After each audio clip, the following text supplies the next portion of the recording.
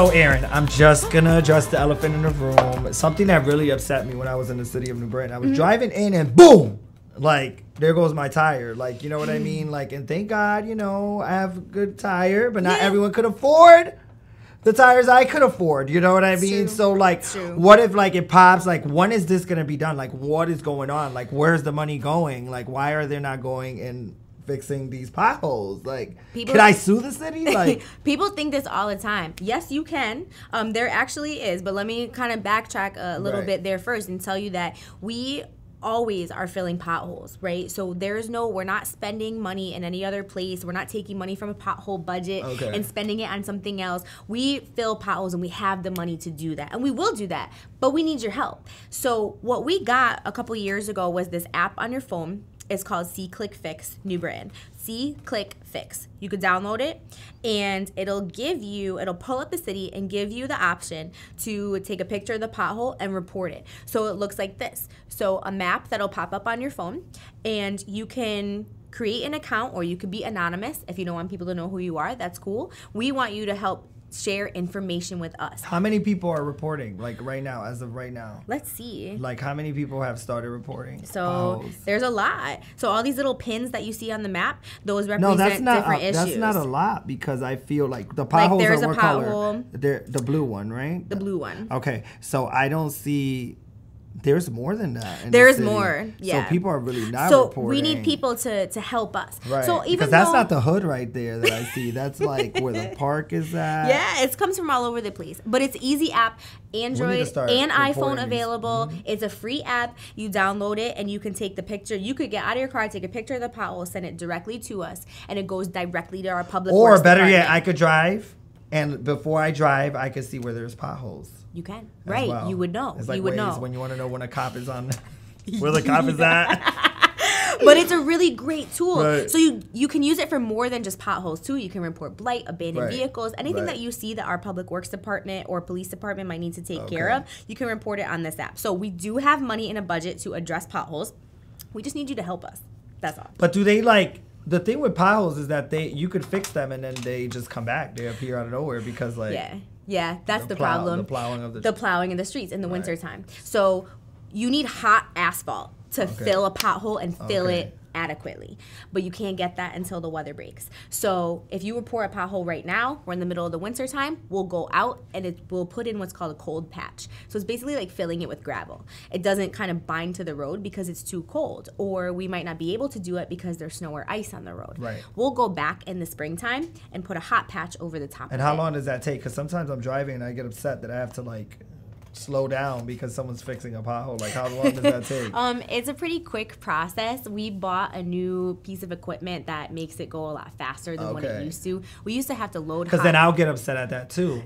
Right. Like, I could get upset at a lot of things. I think a lot of people could. I could we live in a world where we're very impatient, and we, you know, it's to be expected. Right. But we work really hard to try to do it. Now, you asked if you could sue the city if your car gets damaged. You can, and you have to. I wouldn't sue the city of New Britain. You got to prove, you know, that there was nothing wrong with your car before you hit the pothole, which we know, and it might have issues beforehand. But you will go down. That they're actually registered and stuff. And insured. You have to go to the town clerk's office, and if you go down to the town clerk's office and you bring and you just ask them for the form. You say the form to file a claim against the city of New Britain, and you'll have to provide a lot of documentation, you know, proof that the car was fine beforehand, that the pothole, where is it, the size of it, you would have to provide all that, and then it goes through our legal process. But if your car really got damaged, like, but how about my tire? Like, you could I report that, or like, you can. I can't guarantee that it will get approved, but you could certainly try. Could, like, a manaki or whatever, like, how did I say that right, or did the Puerto Rican accent come out like? Did they, like, do it for me or something? No, like, you have to file the. Well, you would have. I'm sure you get it fixed first, and then you would file the claim with the city and fill out all the paperwork, and then it would go through the claims committee, and so the claims. Could I report? Could I save those receipts? Yes. And then you would ask to get reimbursed for it. People do it a lot. You just informed me of a lot. That's what we're here. We're here to be informed. Right. And I think like the tire business here is pretty big. Like I got some Dominican on the other side of town, and he be replacing my tires somewhere in the east side, like near Guidas. With like the mounded tires right. in the backyard. Oh my God, he's like my savior. He just be like, oh, I got the tire for you. I got the tire for you. I'm like, yes, gracias, muy bien. Gracias, ahora puedo manejar bien. Half price. Right. And then it gets messed up again. But then, because of the potholes. But, But there's a way to well, what I like is that I could go on that app and see where there's potholes. Like, because honestly, it takes time to fix the potholes. I just want to know where the potholes are at. SeeClickFix. So just remember that. SeeClickFix, New Britain. It's a free app. Download it and please let us know. Wow. I was just informed. I think New Britain is a really good town. And I think a lot of people act as though New Britain is the only city that has these issues. Yeah, we're because I go to Hartford and there's potholes everywhere. Same problems. Same problems. Same problems. It's just how does it impact you personally? Right. So if you're not driving through the streets of Hartford, you're not going to see their problems either. It's all about what affects me personally. Right. But that's why we sign up for these positions, right? I want people to tell me when something is wrong. Right. You could be some people could be nicer about it than others, but that's okay. It's not about what you say, it's about how you say it. Amen. And sometimes you could get further in life with that.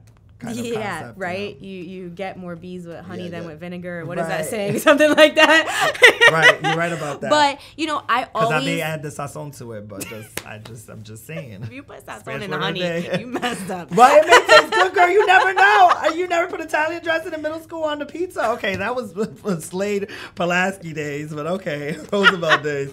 But back to the potholes. But it's about answering people, right? So people want an answer. So when you comment on my Facebook page, as long as you're looking for information, I will always go out of my way to give you an answer. Right. It might not be what you want to hear. Like I might not say like, hey, I'm going to go out and fill this pothole tomorrow, but I will always go out of my way to answer. Well, I remember being in a plaza with you one day and someone that I knew came up to you running. She was like, oh, I want to thank you because I was having issues in my building. Yeah. And she said, and you helped with that, I think that instead of going on social media and like, I'm trying to say this as nice as I can. Running your mouth. Sure. I think that come to the office, schedule office time or something. Oh God! And you know what? Well, I have open office hours for a reason, so people can come in. But I'll tell you something. Like nobody comes anymore. So like when I first became mayor, people came a lot. But I think no one comes anymore. But also I think because they know that I'll respond to them on Facebook, on Instagram, on social Twitter. Media, But as long as you're being somewhat respectful, I understand what it's like to be heated in a situation and you want to just kind of pop off. I get that. So I have to understand that. And I always try to take that into consideration when I'm writing back to people. But, sometimes people, they name call, like the last snowstorm. Oh, God. There was some girl that was tweeting at me. We should address the elephant in the room. I should do Mayor Stewart reads mean tweets. Wait a second, my tea. Go ahead. She said, what does the mayor do all day? She sits on her fat, eating chocolates. She should be out here plowing these streets. You actually eat honey, but go ahead. You could have been so much... You just could have been so much more respectful about that. More effective. Like, how about tell me what street you live on and the fact that you need a plow to come down your street, and I'll be more than happy to call Public Works for you. I never say no to people about that. My cousin told me that she didn't even tell you that she was my cousin. She called you. She was getting married. It was last year in a big snowstorm, and you made sure that the street she was getting married on was plowed, and you priority. That's right. You were like, I don't want to do that because I don't want to But she was like, it is your wedding day. I'm going to try my best. Yeah. And it got done. And then you asked, what family members, where they lived. And those got done quick. And they had a party. They had their wedding. I remember that. Because I was there, And I didn't even know that my cousin Sylvia did that. And she did. And I'm like, wow, I think that if people do come to you, I think that you will kind of open up to them and kind of allow them to always. And listen, I get where everybody's coming from. Everyone gets frustrated when it snows, and it's difficult because you know what, a lot of things that have to be addressed too. It's really hard for our plow trucks to get down the streets when people don't move their cars off the side of the road when there's a parking ban. And then everybody gets mad when they get a ticket, but our trucks can't get down the street. So you can't complain to me about your street not being plowed when you can't move your car somewhere. We do free parking in all the schools. There's free parking in all all of the city parking garages if you need somewhere to go. But if you can't move your car off the street, then we can't get a truck down. It's true, because it recently happened to my mom in one of the storms, or she got into a car accident because the car was there and she couldn't see where she was going. Yeah. So, like, it's dangerous. It is dangerous. And I tell people, too, like, all the time, people are always like, oh, is there a parking ban? I said, listen, anytime it snows, it's good practice just to move your car. Like, if you know it's going to snow and you know we're going to have plows out, whether there's a parking ban or not, you should probably move your car. But Erin, I pay taxes in the city. Like, why aren't these tow trucks coming out? Like, what's going on? How many tow trucks do we have in the city? We actually don't have any. So we subcontract with different companies to go tow the trucks or tow the cars for us. Wow. So it's a question of... We're just being informed now. We're being real informed now. We're being really so informed. we don't have... Cross my legs for this one. We don't do it on our own. So it's a question of how quickly can we get Empire Towing or whoever it is that we contract with to come out. We will prioritize dangerous areas first. So if school areas or too, school right? areas. Right. If there's a car that's blocking an intersection, we will tow those cars first. Right. We usually do our best, though, the police department, to go out and warn people. So you'll hear the PD. But when you say we will tow, it ain't like the city is towing those cars. It's the actual private tow companies. Yep, it's the private, but we'll call them in. Okay. So they're getting the calls from us and being directed on where to go, at least from the police department. Okay. But we always try to give people the benefit of the doubt. Like, some people aren't paying attention. They're not looking on social media. They're not watching the news. They might not know that there's a parking ban. So we'll always send the police out to go up and down the streets, and they'll turn the loudspeaker on their car and say, there's a parking ban in effect. There's a parking ban in effect. Please move your car. So there's warning before. Oh, definitely. Okay. I try to give people the benefit of the doubt because I would want that too. If I'm not paying attention, I might not know. Right. So that has nothing to do with the finances that you do with the budget, or what does that? Because it's like I go on social media and I want to know, girl, because I want to know where my money is going to. You know, like I just want to know. Yeah. So I'm saying to myself, like, well, that does. I mean, when we have snowstorms, it costs the city a lot of money.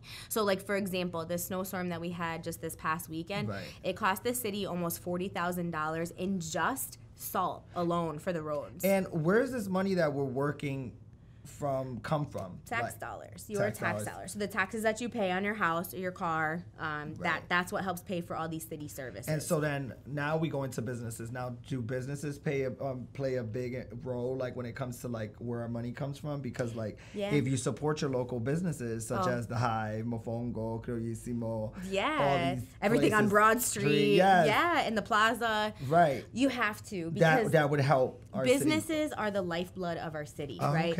And we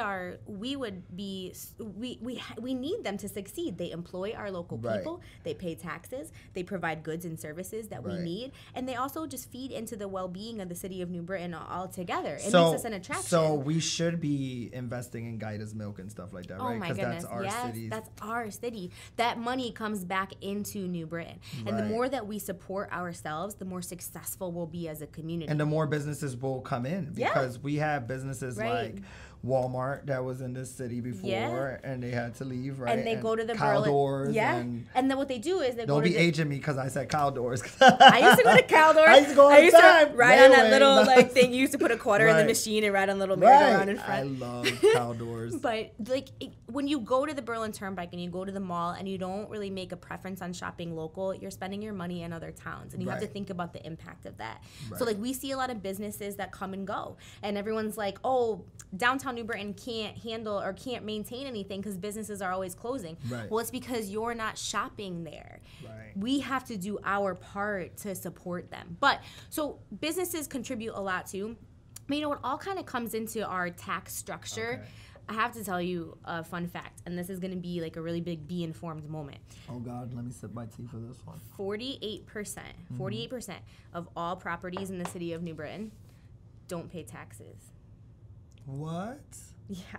Wait, go back to that percentage. 48% of all property in the city don't pay taxes because they're exempt for one reason or another. So like churches don't pay taxes.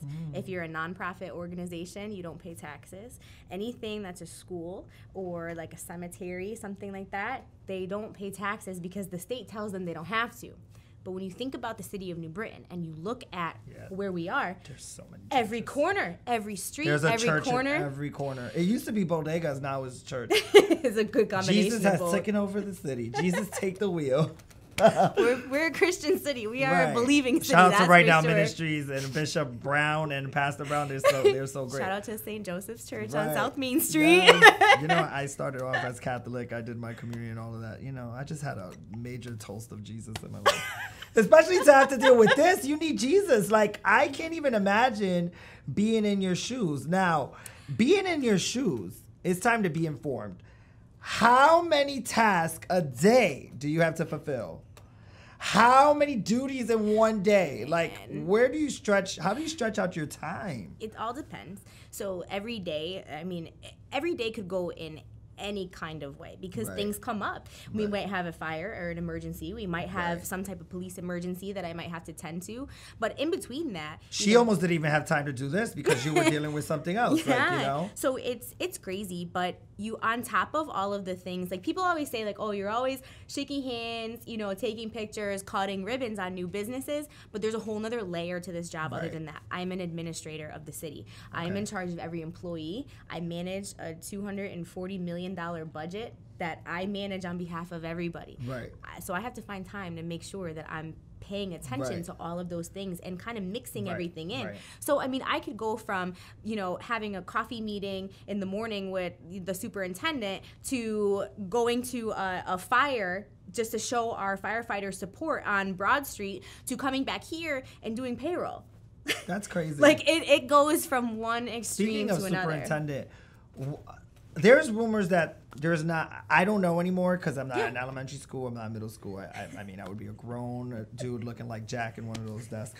But there's not as much teachers as there was before. Is that true? Is that a rumor? Because that's like out in the streets. Do we have enough teachers and enough staff for our schools? Well, I think it depends. So I'm not going to pretend to know the Like exact legally, answer like of that. legally, like legally. There's no legal limit on how Okay, many no you can ratio, have. no Nope, nothing? no ratio. Okay. So the way that the city is structured, so the mayor has no control really over the Board of Ed. Okay. So I figured. And so what it does is I tell them how much money they get in their budget, and then they decide how they want to spend it. So I have no say. So if they want to fire half the teachers, they could do that, and I wouldn't be able to do anything about it. Right. Like same thing, like when they decided. I hope not, because we need to be informed. Like, without teachers, there's not us. Like, Well, we're not- right, I know. Like, there's not gonna be no jobs. Like, those are the most important people in the world. Like, without a teacher, there's no president, there's no nurse, there's no nothing. There's I know, what I mean? There's I no know. doctor. Like,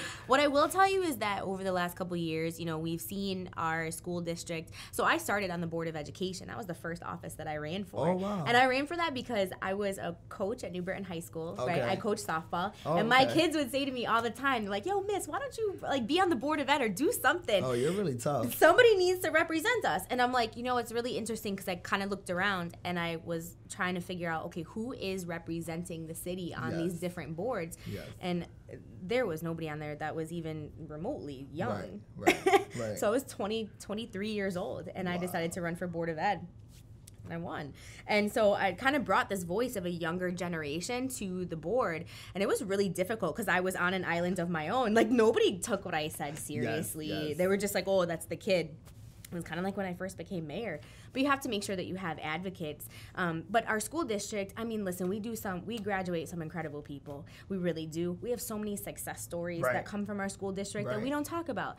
Everyone likes to talk about the bad, but I like to highlight the good. You know, the Healthcare Careers Academy that we had that's putting students right into jobs in nursing and in the healthcare field right out of New Britain High School. We have a new manufacturing academy that's coming that's going to put people in good paying jobs. Students right out at 18 years old Right. and create a pipeline for a career. We have so many We year- have Stevie's new business, the Newnez Yes. Connect, which is going to really connect people and develop people right from the city, and they might get signed or they might become Right. stars or whatever they want to be. I wish Erin It's they a had that from when I was pipeline. growing up. Like, You have to create a pipeline Right. of talent Right. to connect our kids Right. with career paths. exactly, show them a way. And those are the things that you don't hear about. We do a No. lot of good stuff. So Right.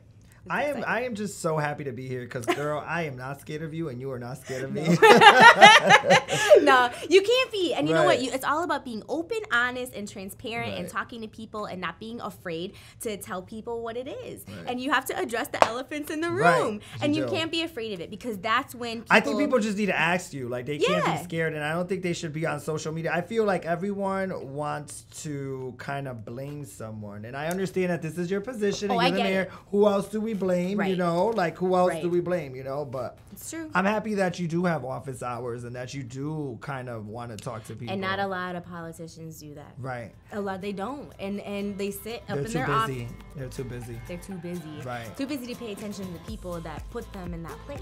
Wow. Right? We'll be right back. We were just informed.